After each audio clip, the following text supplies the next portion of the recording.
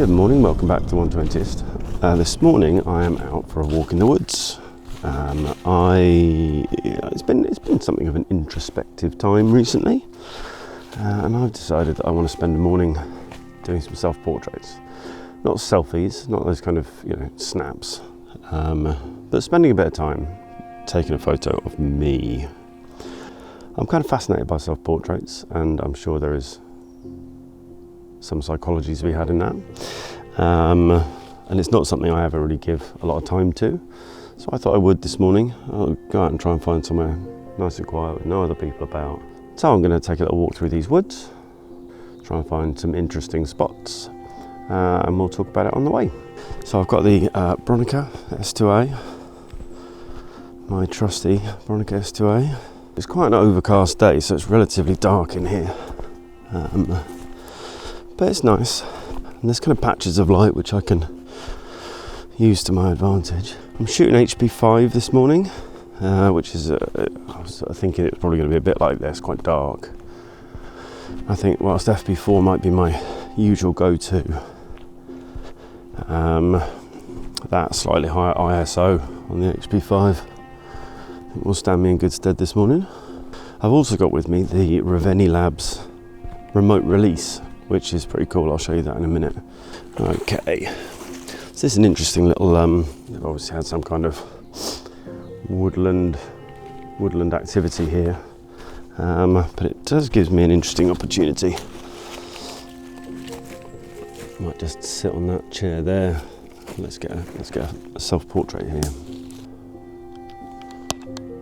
Yeah, it's dark, man. So I said, in line with the okay, so we do this hand.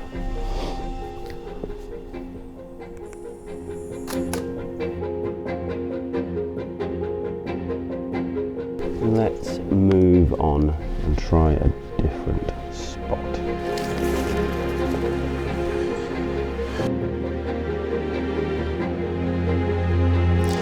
So this is the Reveni Labs.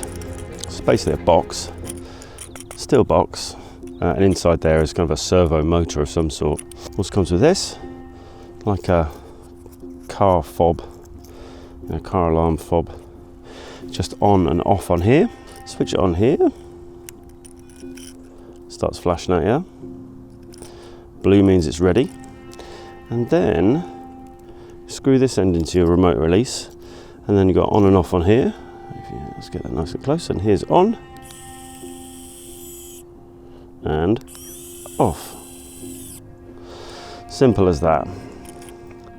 There's a little bracket there so you can put it onto a hot shoe if you want to. I haven't got a hot shoe or a cold shoe. I haven't got any shoes.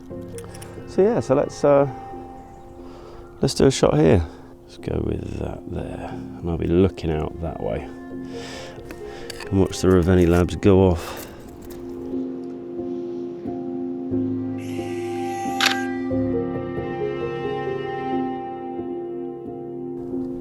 Two main problems that you've got doing self-portraits on film are, number one, triggering, obviously, but you can get a long cable release, not the end of the world, or you have this Reveni Labs thing, which is amazing. And focus is the other major issue. Of course, the S2A is fully manual, no autofocus. So, the best bet, focus always depends on distance, and that's why you've got those distance measurements on your lens. So when you set your focus to a certain point on the lens, everything at a specific distance from the lens will be in focus. The key to focusing self-portraits is to focus on a fixed point and then make sure that your face is at that exact, if you want your face in focus of course, make sure your face is at that exact distance from the lens. So let's say, for example, I set the focus on these, on the hay here in front of me, and then just try and make sure that I've got my face at the same level as that. So let's do that. I'll take those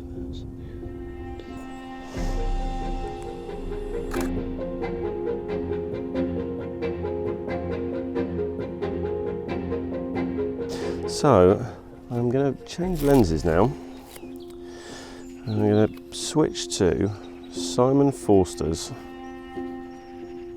Trioplan lens. Maya Optic Görlitz Trioplan 100mm f2.8. Those of you who know Simon will know that he does two things primarily.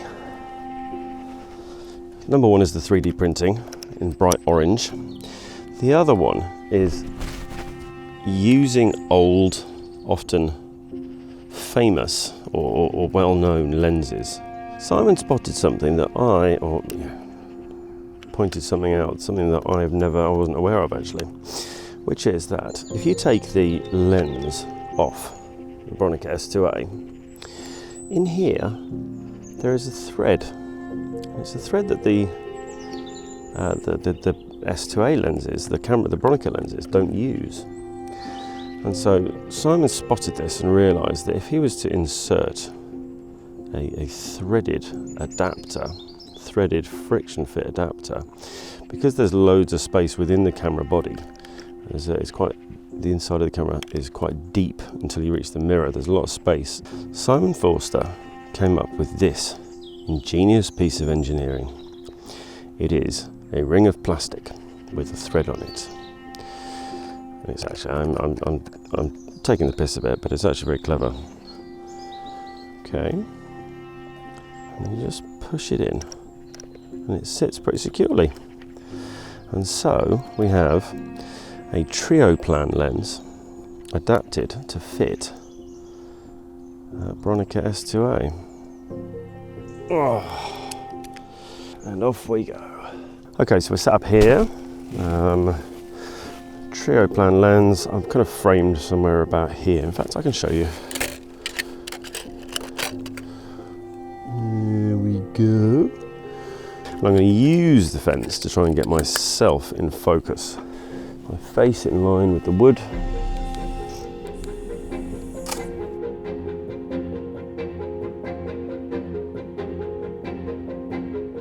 Okay, let's go again, do something different. Let's come in closer. Oh, that's on, so let's turn that off. Oh, I've got a great idea. I'm going to rest my head on the fence post. So we're going to be looking left to right. I'm quite excited about this. I think this could be cool.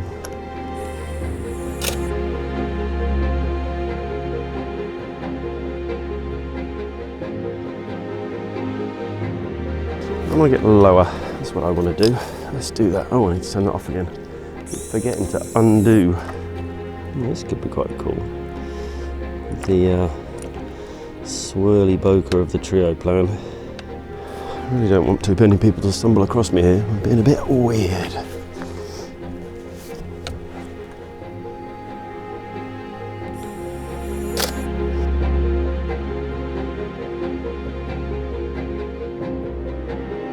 Not 100% sure I'm even going to show you those. Bit weird.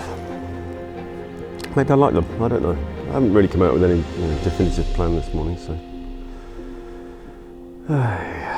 Off we go. So how about that? I was pretty happy with the results there. I got some nice self-portraits. I don't think any of them have fully satisfied my need to take self-portraits yet. A lot of thinking that I need to do along that front. Why am I so fascinated with self-portraits? And what is it I'm trying to achieve? And how do I go about that? I think though, in the short term, for this whole self-portrait thing, and there's definitely a fascination there. I just need to go out and do it more. So there may be more of that on the channel, or I may not put it on the channel, I'm not sure. But a quick chat about some of the stuff some of the kit that I was using there, because that was really quite interesting. There's the first time I've got out and really used this Reveni Labs remote release in earnest. Genuinely happy with that.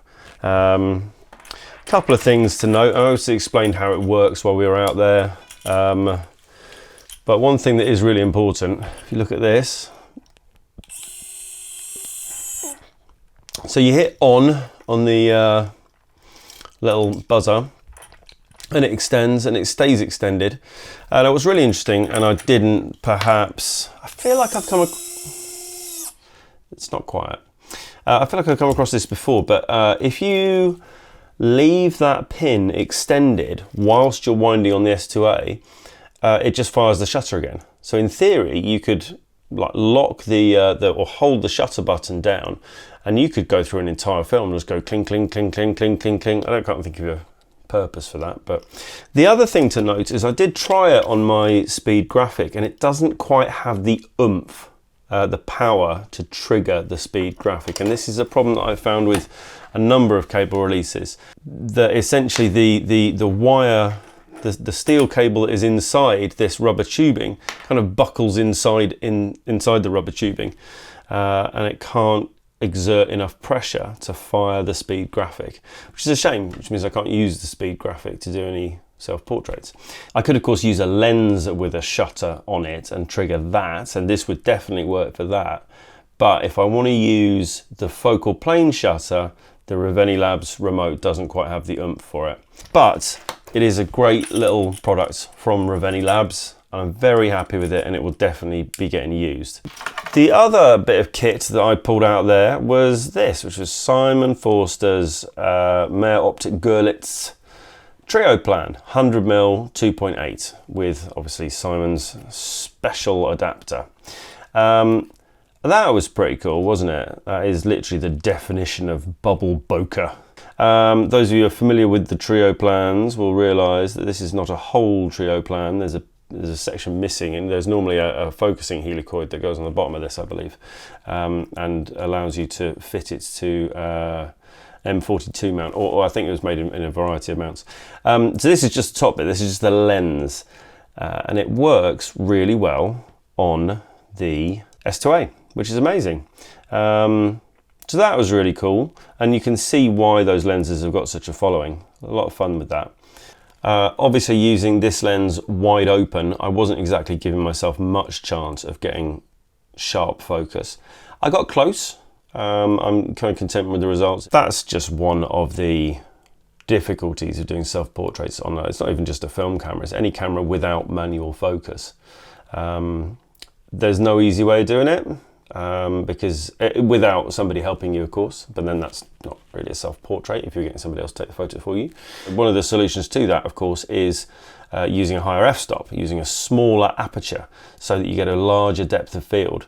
But then that would have kind of negated the whole purpose of the wonderful Trioplan lens and its famous bokeh. So I got close enough. I'm happy with those pictures. So yeah, so that was an interesting little outing, doing some self-portraits. There may be more self-portraits coming up at some time in the future.